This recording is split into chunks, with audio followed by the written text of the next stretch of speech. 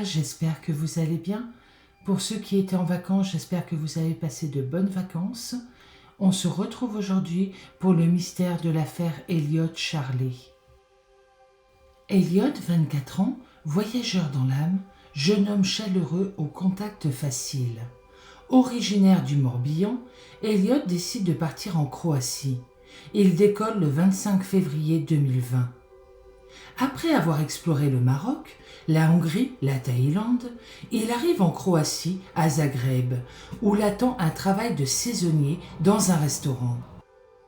Un départ un peu précipité, contrairement à ses autres périples précédents.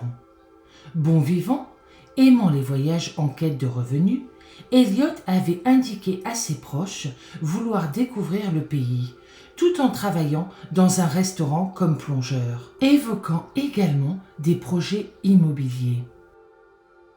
Le 27, le lendemain de son arrivée, il envoie un texto à sa mère lui précisant qu'il est bien arrivé et que tout va bien et qu'il est très content d'être arrivé.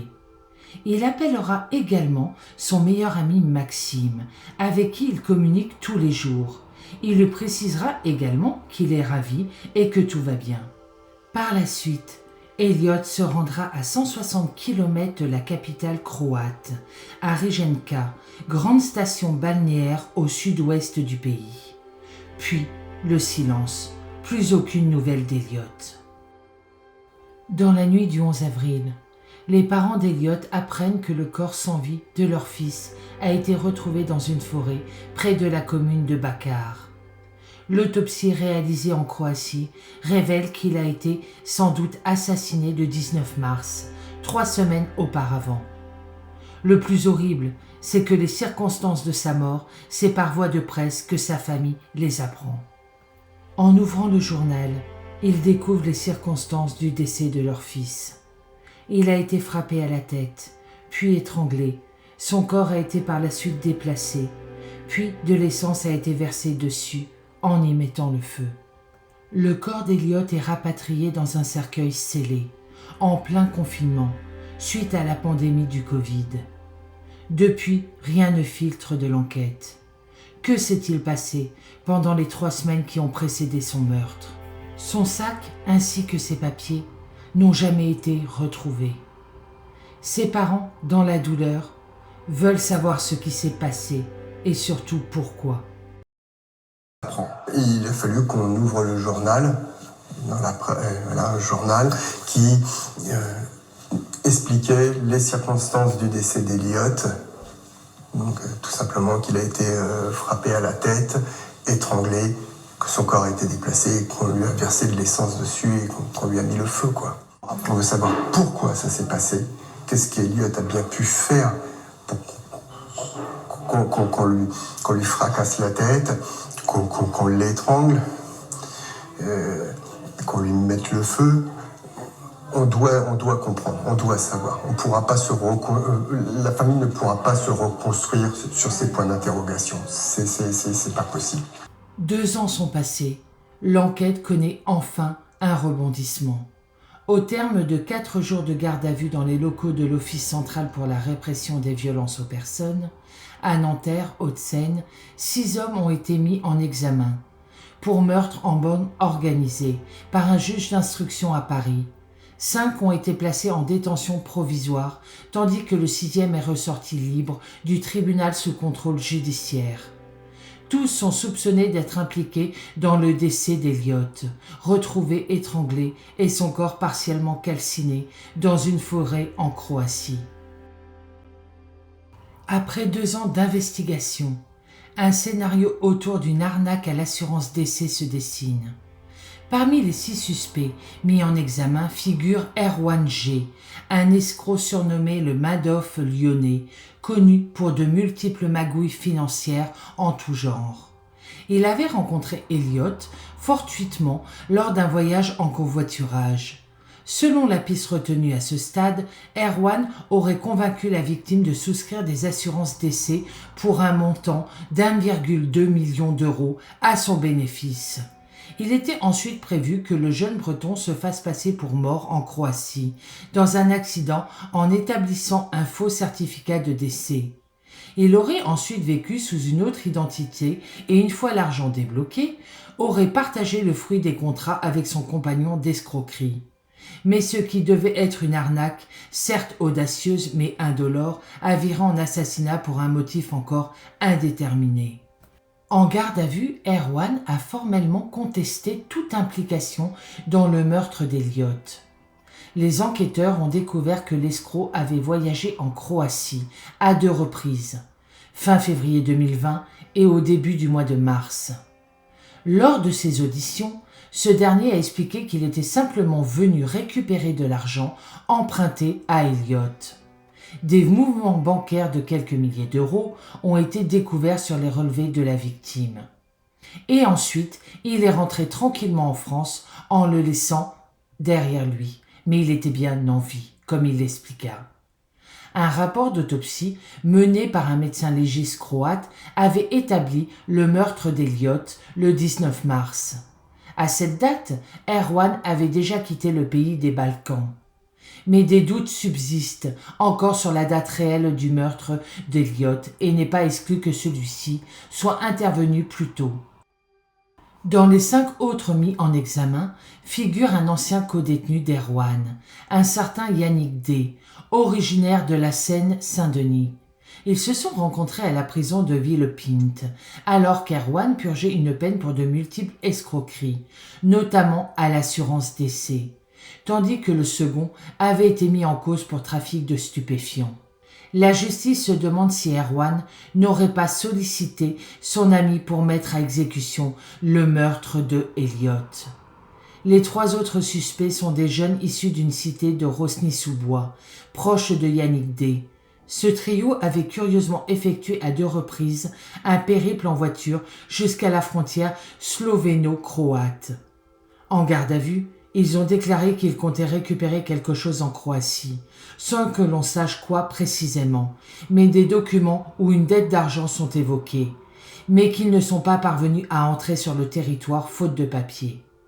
Yannick D., comme les 3 jeunes voyageurs, ont également nié tout lien avec le meurtre d'Elliott, qu'ils disent ne pas connaître. Ce qui est troublant dans ce dossier, c'est qu'on met en examen mon client et 3 de ses connaissances pour meurtre en bande organisée, alors qu'aucun d'entre eux n'est allé en Croatie à la période des faits, réagit maître Philippe Herbeau, avocat de Yannick D.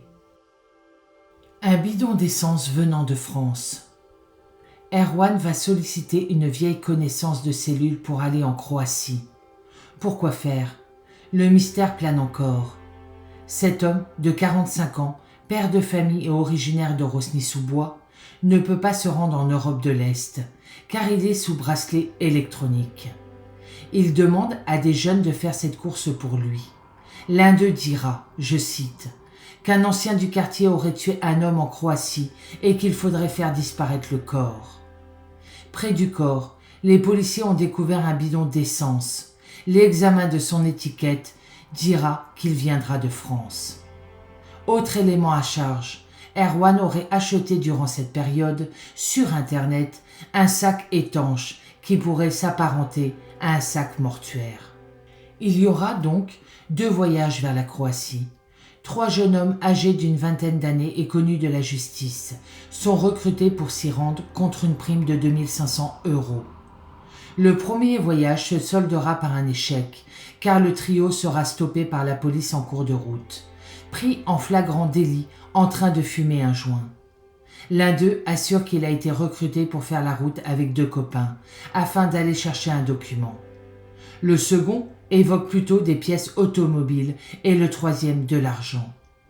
Un second voyage sera organisé en Croatie, ce qui expliquerait la présence de ce bidon d'essence français retrouvé près du corps.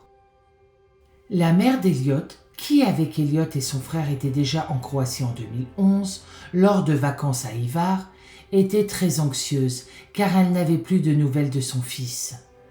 Le samedi 29 février, elle a appelé le numéro de téléphone d'urgence de l'ambassade de France en Croatie, mais elle n'a pu joindre personne, si ce n'est un message sur le répondeur. Le lundi 2 mars 2020, déjà complètement bouleversée, Elle contacte la cellule de crise du ministère des Affaires étrangères, basée au Quai d'Orsay à Paris. Le même jour, elle a reçu des informations indiquant qu'Elliot était bien arrivé à Zagreb le 25 février et que son entrée en Croatie avait été enregistrée, qu'il n'avait pas été arrêté ni hospitalisé. La mère d'Elliot a signalé sa disparition au commissariat de Pontoise, en banlieue parisienne, le matin du mardi 3 mars, et a interrogé l'inspecteur de police. Et ce rapport a également servi de base pour contacter la police croate, car l'inspecteur de police a transmis le rapport et le siège du ministère français des Affaires étrangères le même jour. Comme elle le dira, avant de partir pour la Croatie, j'ai donné à Elliot 800 € pour qu'il puisse vivre là-bas jusqu'à ce qu'il trouve un travail dans un restaurant ou un hôtel. D'ailleurs, ma fille n'était pas inquiète pour son voyage compte tenu des bons souvenirs qu'elle avait de ses vacances en Croatie. Ma fille travaille avec des personnes handicapées depuis 25 ans. Elle est actuellement directrice du centre d'hébergement d'urgence et de réinsertion sociale pour l'accueil et l'hébergement des personnes dont la sécurité est menacée. Il a été tué dans un endroit inconnu. Puis quelqu'un l'a amené dans un pré dans la forêt près de Gornjin, Jelenje, qui n'est accessible que par une route forestière, qui n'est utilisée que par des véhicules forestiers croates ou par de rares bénévoles. Un détail intéressant. L'enquête a également établi que le bénéficiaire initial de l'assurance vie, la personne qui recevrait l'argent en cas de décès d'Elliot, était une jeune femme d'un département de l'Est de la France. C'était étrange pour les enquêteurs, car elle n'était ni la petite amie d'Elliot, ni un membre de la famille. Mais il a été découvert qu'il connaissait Erwan G, un détail intéressant que l'enquête a trouvé et que peu de temps avant de partir pour la Croatie, Elliot a nommé Erwan comme nouveau bénéficiaire de l'assurance vie.